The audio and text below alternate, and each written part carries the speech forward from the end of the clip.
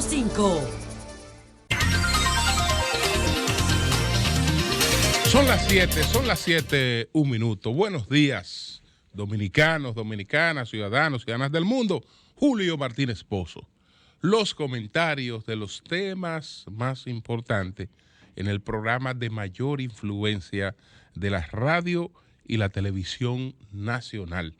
En este viernes 6 de septiembre, año 2019.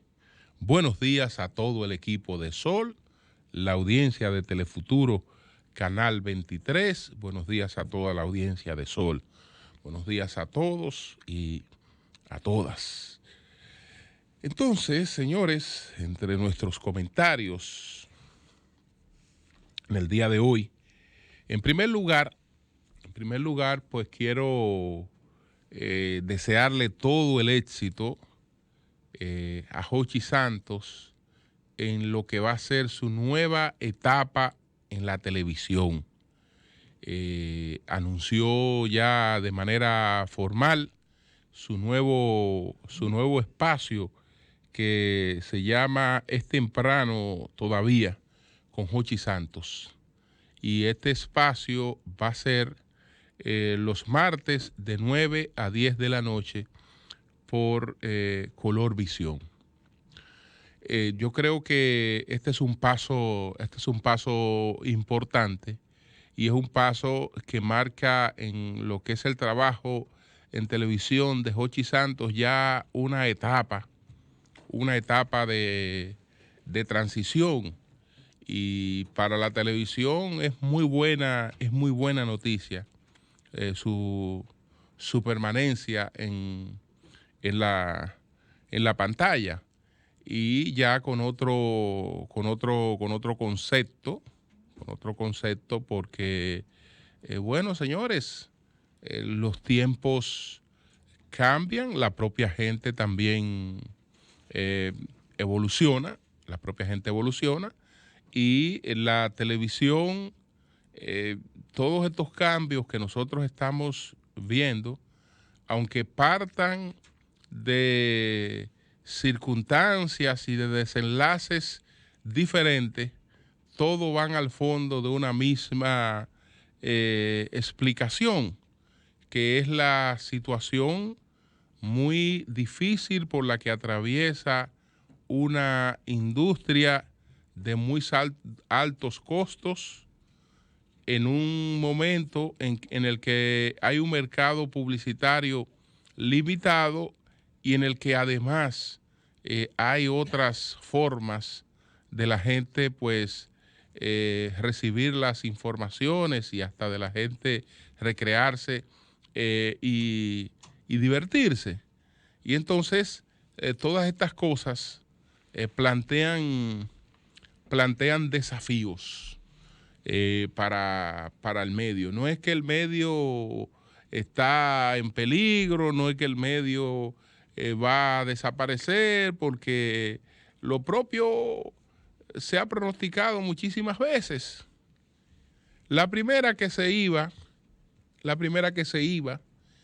con los cambios que se fueron produciendo, y ya desde luego estoy hablando de una evolución en el tiempo, la primera que se iba de paro era la radio. Cuando vino el auge de la televisión, entonces ahora la gente tenía audio y tenía imagen. Entonces eso planteaba una ventaja competitiva frente a la radio, y en todo ese proceso a la radio se les fue asignando un rol más bien musical, que por ahí era que iba a quedar las cosas, pero todo lo que era información, entretención importante, todo eso iba a ser un papel que lo asumía la televisión. Y ciertamente eso planteó para la radio un gran desafío. Pero la radio con el tiempo no desapareció. Lo que pasó con la radio fue que la radio se consolidó y además conservó ventajas, ventajas competitivas, que es la de la posibilidad de este acompañamiento de la gente en la movilización. Pero además, señores, uno dice que una imagen vale más que 1000 palabras y que una imagen habla más que cualquier cosa, pero no necesariamente es así. No necesariamente es así. Usted puede ver la imagen de un paisaje, usted la puede ver directamente y creo que usted hasta la disfruta más descrita esa imagen, ese paisaje que usted está viendo por un excelente escritor. Usted la disfruta más, la vive más y se penetra más en ella. Entonces, esta ventaja también de cultivar la imaginación, es un valor agregado. Y si bien es cierto que durante un tiempo se fue más a la parte de entretención, etcétera, después también recuperó hasta su hegemonía informativa. Entonces, todos los medios, los impresos, por ejemplo, ahora pasan por grandes desafíos. Grandes desafíos tienen los impresos. Y todo eso lo que conlleva son a transformaciones. La televisión dominicana se está reinventando, tiene que transformarse y todo eso forma parte de esta estructura. Esto hoy no hay posibilidad mucho para producciones kilométricas, no hay esa posibilidad por el costo que tienen estas producciones. La situación para los propios productores se hace mucho más costosa, porque el productor hoy tiene que tener el valor agregado hasta de sus propios mecanismos, de su propia independencia para poder producir, no dependiendo tanto de las facilidades que le pueda brindar el canal, sino que tiene que tener sus propios mecanismos y hasta sus propios estudios para poder hacer las cosas. Todo eso incrementa costo y el mercado no tiene todas las posibilidades de dar esos retornos. Por eso lo de concentrarse en producciones más específicas,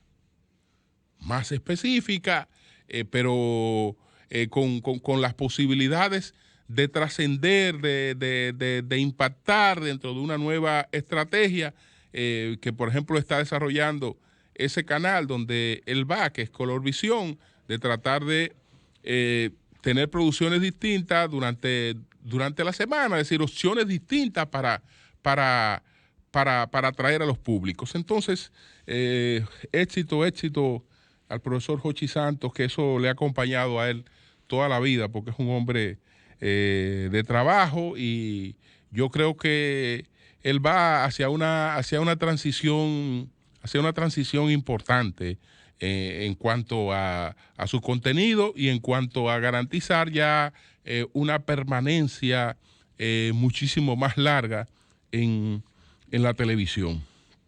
Y la radio ni se diga, que ahí él no tiene competencia.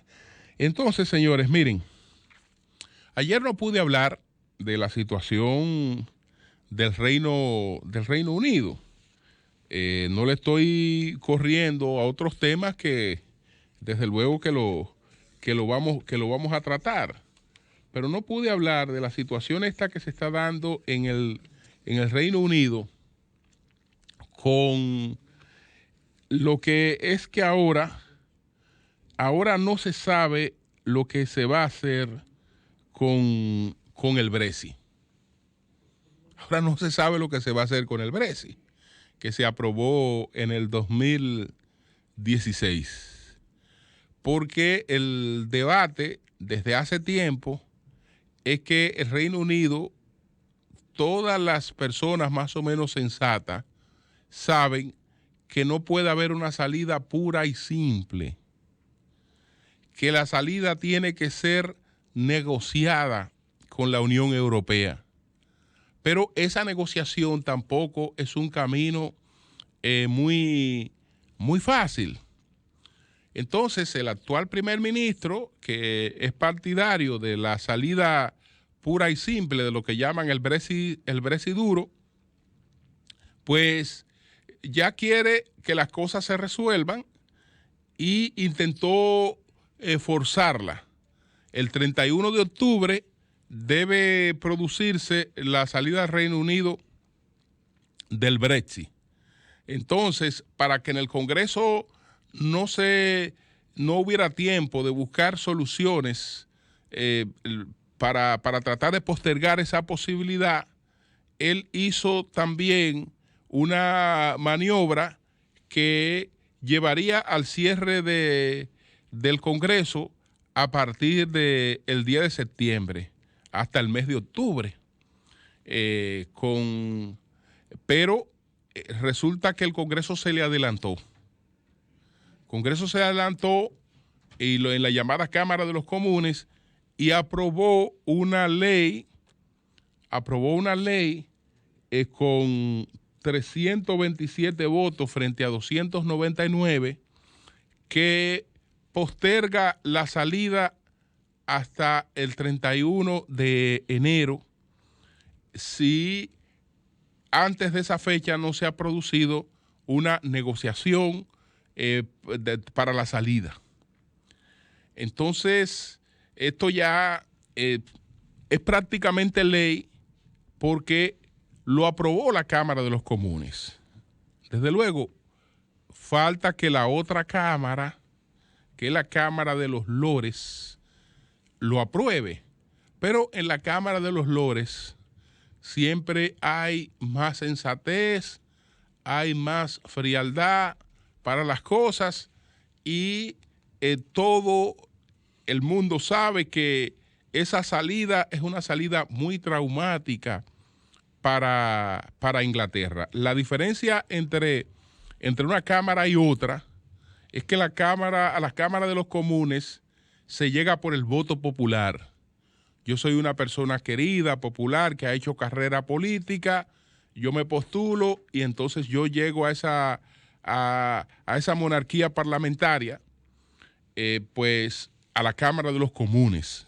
Y políticamente entonces soy un ente decisorio en la Cámara de los Comunes por mis méritos políticos, por mi carrera política y mis méritos personales, pero sobre todo por la popularidad que yo haya podido desarrollar.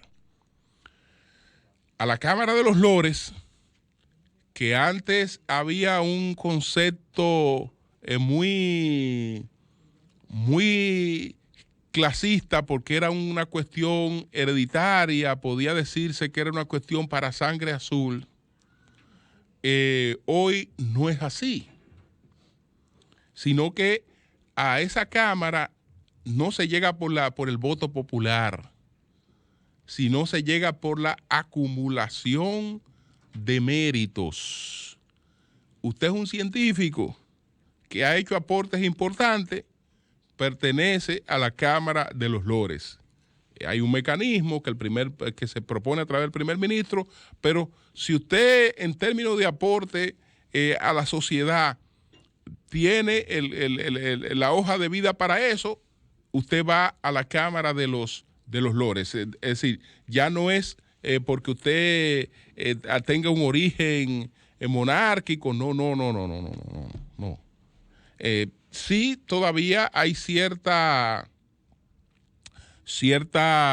presencia clerical porque una parte de los componentes de esa Cámara son 26 obispos de la Iglesia Anglicana, pertenecen a la Cámara de los Lores, pero ahí están los rectores de las principales universidades, están catedráticos importantes, gente empresarios que son ejemplos de desarrollo de su riqueza, de aporte a la sociedad.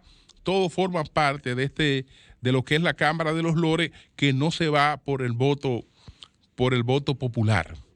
Entonces ahí hay un contrapeso entre una cosa y la otra, porque en la Cámara de los Lores no está la prisa política, no está la prisa de la agenda política, ni del pleito entre las distintas facciones políticas, sino que hay siempre una visión de nación para tratar los temas. Entonces, no creo que en esa Cámara de los Lores, esto que ya pasó en la Cámara de los Comunes, se vaya a detener.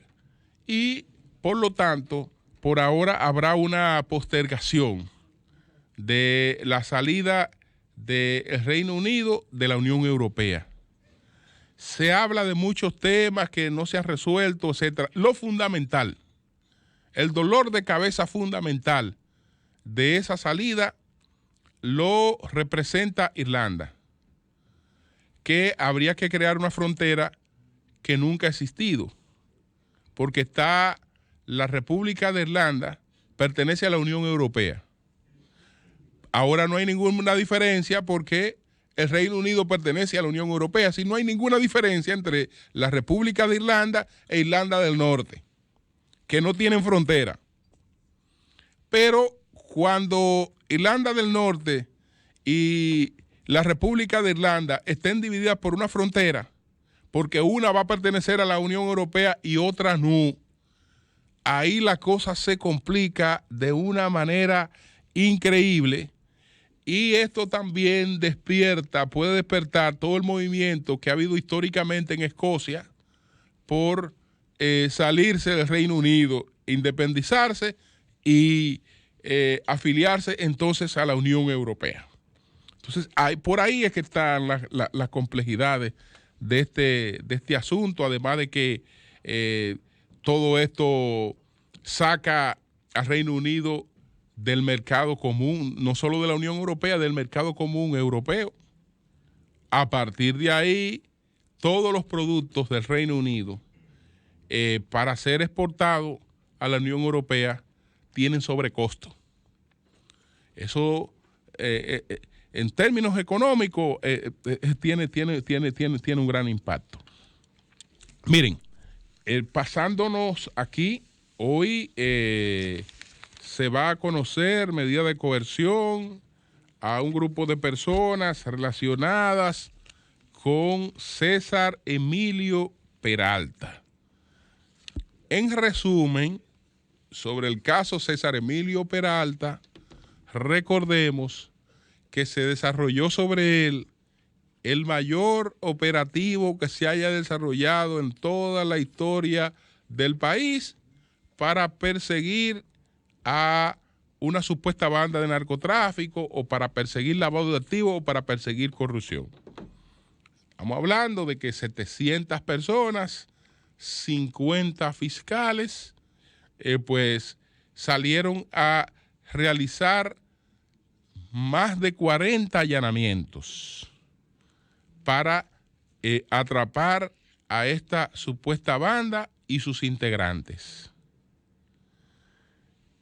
En esos operativos, en los establecimientos del señor César Emilio Peralta, la mayoría discoteca, en los operativos, para que ustedes vean cómo son las cosas en este país, en esos operativos, señores, no se incautó una brugalita. No se incautó una brugalita, que los viejos conocen la brugalita. Una brugalita no apareció. Una brugalita no apareció. Es decir, que en las discotecas no había ni bebida, ahí no había ni agua. Sí, no se incautó una brugalita.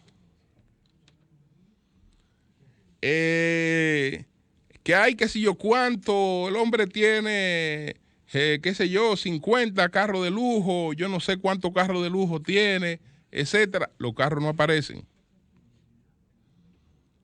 No aparecen. Es decir, todo indica que no solo él tuvo el tiempo de ponerse él a buen resguardo, sino que todo lo que le interesaba a él que no apareciera, quedó a buen resguardo. Todo quedó a buen resguardo. Entonces, ese día,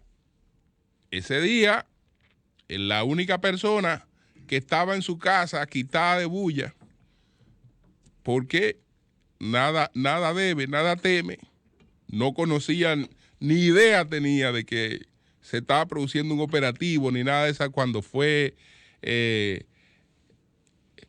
fueron y se aparecieron en su casa, viraron la casa de arriba abajo. Fue Octavio Dotel, que ya sabemos que no tiene vínculos que no hay nada, que no hay cosas, evidencia que lo relacionen con esa red. Entonces, después del operativo, fueron apareciendo una serie de apresamientos o de personas que se pusieron a disposición de la justicia. Algunos incluso han aclarado que han sido apresados, que ciertamente tienen situaciones que responder en los Estados Unidos por temas del narcotráfico, pero no necesariamente asociado al caso del señor César Emilio Peralta. Entonces, hoy, ¿cuáles cosas se conocen? Bueno, hay a 4 personas en el día de hoy que se le conoce medida de coerción. Yo quiero insistir en el caso de Marisol Franco, que entiendo que ese secuestro, por el que no ha habido ninguna protesta en este país, ni siquiera de las mujeres, por un secuestro a una persona, porque esa persona era pareja de una persona que está siendo buscada por la justicia o investigada. Pero esa persona, hasta ahora, si se le investiga por una red de lavado de activos, esa persona no se ha presentado. Venga acá, esta señora tiene una villa en Casa de Campo, esa señora no puede justificar cómo ella compró esa villa en Casa de Campo. Esa señora tiene apartamentos en balcones del Caribe, qué sé yo qué, en balcones del Atlántico, tiene esto en Samaná, tiene aquello, tiene una serie de propiedades que ella no la puede justificar. Y es por eso que a esa señora la estamos investigando. Mire, eso lo entiende todo el mundo. Eso lo entiende todo el mundo porque usted está investigando a esa señora porque supuestamente ella está vinculada a una red de lavado de activos, porque ella era parte de la red de lavado de activos de su pareja. Entonces eso tiene que reflejarse. Mire, estamos investigando a esta señora porque miren los depósitos que esta señora tiene. ¿Y cuál es el trabajo de ella? ¿Y cómo ella puede justificar que ella ha hecho estos depósitos? Señores, si estuviéramos hablando de cosas de esa naturaleza, es entendible la investigación, la solicitud de medida de coerción, la inclusión en el expediente y una acusación. Todo eso es entendible. Pero no estamos hablando de nada de eso. No estamos hablando de nada de eso. Estamos hablando de que ni siquiera era parte de las personas a ser investigadas, que cuando se allanó 2 veces su casa, ella estaba ahí y no era del interés del Ministerio Público hasta tanto, pues no se escogió como un objetivo para presionar a la pareja que se entregue, sobre todo por la situación de incertidumbre en la que quedan 2 niñas recién nacidas. Y entonces eso se usa como elemento de presión, que hablamos de del trato a las mujeres, pero el trato a las mujeres nada más nos preocupa en alguna cosa. En eso a nadie le preocupa el trato que se le está dando a una mujer. Si el trato abusivo que se le está dando a una mujer ahí, en eso a nadie le preocupa, porque no. Si ahí aparece, señor, media evidencia comprometedora, yo me callo la boca. Me callo sencillamente la boca. Pero lo que ustedes han visto ahí, ya yo se lo expresé ayer, a que esta señora, mire ese apartamento en la Torre Quevani. Pero ustedes están viendo ahí que ese apartamento fue producto de una partición de su divorcio. Pero lo tiene bien documentado y eso está ahí. Que entonces tiene 2 vehículos viejos. Entonces esa persona era parte de esa red. Pero esa red era una red de entonces, ¿qué era lo que traficaban? ¿Qué era lo que lavaban? Pero entonces, ¿qué era lo que lavaba? ¿Qué era lo que lavaba? Entonces esa red no parece que no lavaba. Porque si esa persona era parte importante de esa red y no hay cosas que puedan asociarse a eso. Entonces, ojalá que en el día de hoy eso se tome en cuenta y esa señora sea regresada a estar con sus hijas, aunque esté bajo un régimen de vigilancia, porque bueno, se está tratando de buscar a la otra persona y probablemente la otra persona se entienda que en algún momento tratará de entrar en contacto con su pareja, ¿no? Esa persona está ahí totalmente aislada, no puede recibir visitas. Las condiciones también son pésimas en la que está ahí, pero ya ustedes saben. Juan Temístocles Montaz anunció oficialmente que el próximo domingo, él no sabe si en la tarde, él no sabe si en la mañana. Lo que quiere decir este anuncio de Temo es que el domingo hay una formalidad para dar a conocer cuál es el candidato electo, escogido por el danilismo, cuál es el llamado delfín del danilismo. Entonces él dice que a partir del domingo ese delfín va a contar con el 75% del comité político y con 430 miembros del comité central,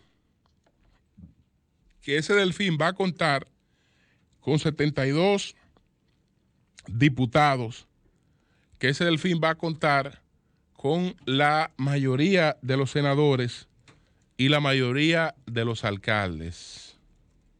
En verdad, Temo se queda corto, porque no solo es que va a contar con 72 diputados, va a contar con la mayoría de los aspirantes a diputados. Es decir, de los que son diputados y de los que son aspirantes a diputados. La mayoría.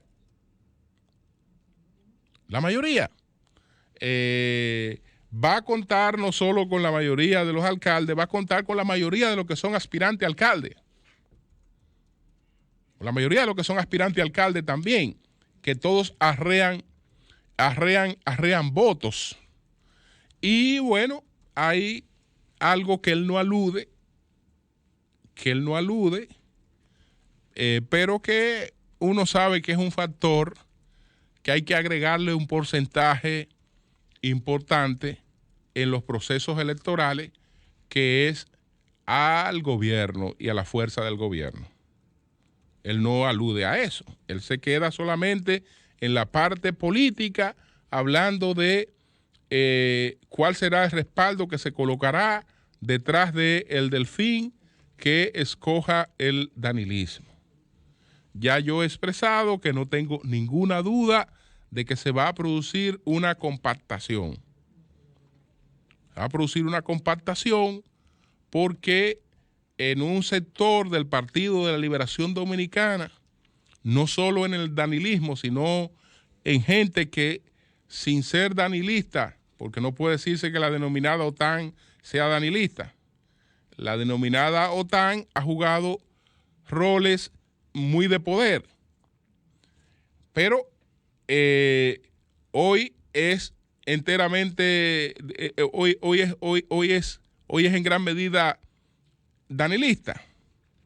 Entonces, en sectores del PLD que hoy pues trabajan en mancomunado con el danilismo, el propio caso de Temo, que tiene su propia estructura, Radamés, que tiene su propia estructura, y sectores que no son tan digamos tan expuestos, tan públicos, pero que están ahí. Ahí hay una especie de consenso en aunarse en torno al objetivo inmediato de cerrarle el paso a Leonel, de pensionar a Leonel Fernández. ¿Cuáles serán las consecuencias de eso? Yo no sé. Yo no sé cuál es, porque en política todas las cosas, todas las acciones tienen también otras reacciones, pero habrá una especie de concentración en torno a ese objetivo, y las posibilidades de alcanzarlo no lo pueden medir las encuestas, porque ahí hay factores que las encuestas no pueden medir en esa confrontación. Hay factores que son invisibles para los fines de una encuesta. Entonces, habrá compactación, sin lugar a duda, habrá la compactación. El factor fundamental es el liderazgo de Danilo Medina. El liderazgo de Danilo Medina, es decir, que Danilo Medina une a los que han respaldado a Gonzalo y a los que no han respaldado a Gonzalo. Ahí no hay tutía en esas posibilidades. Vamos a ver qué capacidad tiene el leonelismo de enfrentar esa difícil situación, porque el choque ahí es un choque de trenes. El choque es un choque de trenes, y esas son unas elecciones nacionales. Esas son unas elecciones nacionales. Esas elecciones usted le puede meter lápiz de un lado y de otro, y para los dulces